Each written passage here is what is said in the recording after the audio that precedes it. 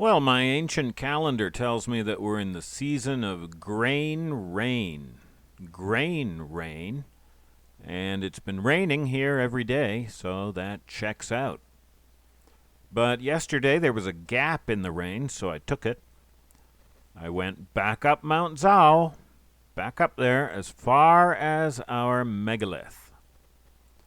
So here's a look from Troll Bridge, down at the bottom, up to the east Taggermouth and the second ring, although we won't get up all the way in this video. Well, I now believe that the old road, the old castle road, is here. It just borders these fields, which are Kuruwa fighting platforms. I count 8 of them down here, and there are 4 more. We found them hidden up in those trees. So that's a total of 12 tiers and a moat at the bottom. The road runs up. Now you have 8 tiers or platforms on your right side. Your sword or spear hand side, so your shield is useless. And on the left side of the road is a drop into a deep, deadly vertical trench. I measured the farmers' Kuruwa. They are exactly double the depth of our standard Kuruwa. And that shows relation. And double the depth because this is where we really stiffen resistance now. After we've given up the town, after we've given up the outer defenses, strategy changes after we retreat back here. We reassemble. We have lots of men here now, massed, and lots of stockpiled missiles to throw. Further up, there's less space, and the platforms are half the depth.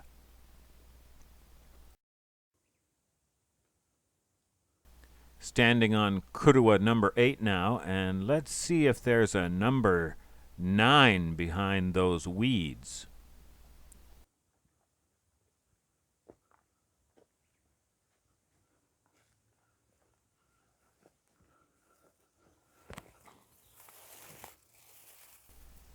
Yep.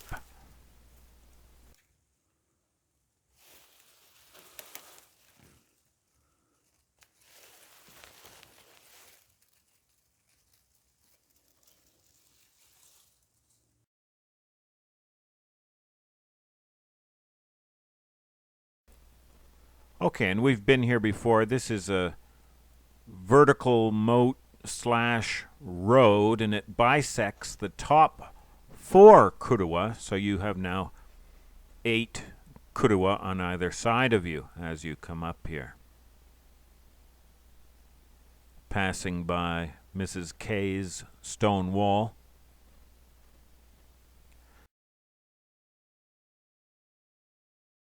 All right, I've just come up from down there.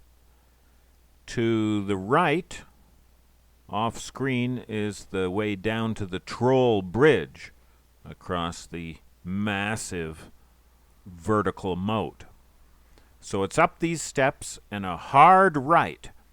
And you can see these kirigishi shaped slopes. The slopes have been shaped nicely with hoes.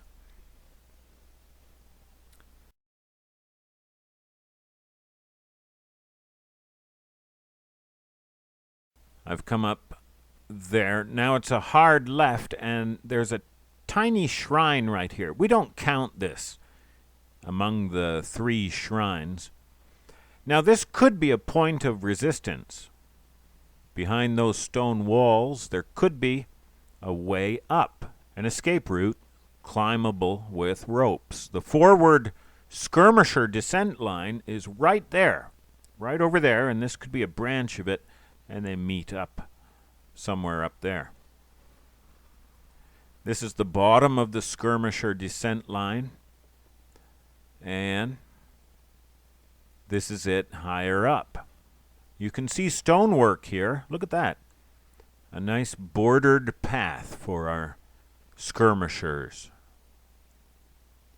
And from here the road is pretty rugged. Notice all the little rocks. The road through here, this way, is an almost uniform 3 meters wide. It's been cut to specifications. 3 meters is exactly 1 ancient jo. But you get up to the end here, you get up to this corner, there's a hard left, and it narrows from 3 meters to 90 centimeters. Now that's exactly half an ancient ken, or 3 ancient shaku. You see how all of these measurements hang together consistently. So this is a bottleneck. You could call it a minor tiger mouth. We have a mass of attackers now, a mass of men up here, and they must suddenly go single file. There's going to be confusion, shoving. Oh.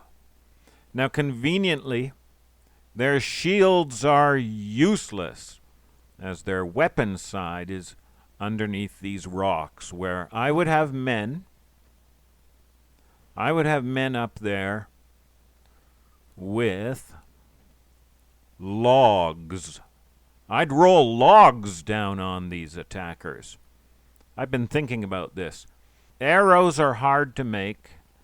You need skilled craftsmen to make them. It takes a lot of time to make just one arrow, and they're wasted unless they hit home. Javelins, same problem to a lesser extent. Stones are good, but even then you have to hit your target. Now, rolling logs, a rolling thunder of logs are going to hit. They're going to crush skulls and shatter arms and legs. And after that, they're going to block the road, so attackers coming up behind have an unstable log jam to crawl over, and they're screaming, broken comrades. And more fresh logs and rocks on the way. Yeah, I'd have racks of big old logs right up there, and some beefy guys to keep them logs coming. Past the log jam, there's our old skirmisher descent line where I got myself in a pickle, you might remember. My wife rescued me. That bonsai, little bonsai friend, is the marker. And I think I see how the skirmisher line continues up that way. But heavily armed attackers have no choice but to keep on the main road. Shields to the mountainside now, but shields are not going to stop rolling logs. I'd send more logs here, rolling down, knocking attackers off that cliff on the right. Yep, that would be good. Okay, I've come up that way, rounded the corner, and yes, that is a skirmisher line for sure. And now we're at the first real shrine. It's a no-name shrine. Your generic bottom-shelf store-brand shrine. Now, I think I've said the shrines today mark where the, quote, warehouses described by the old-timers used to be. Yes, warehouse / guardhouses. This shrine is sitting right over top of large granite blocks and not using them, making no use of them. And the granite blocks are laid out in an area much larger than this little aluminum shrine. I think these granite blocks are the foundations of the first guardhouse. I measured them, did the math. One of these blocks weighs over 200 kilos, 450 pounds. Are we to believe that these Shinto shrine people dragged them up here and then didn't even bother to use them? It doesn't make sense. These things are expensive, heavy, dangerous to move around, and you need a lot of guys to move them. I think the army did it. Old roof tiles behind the shrine. I wonder if there's any way to date them.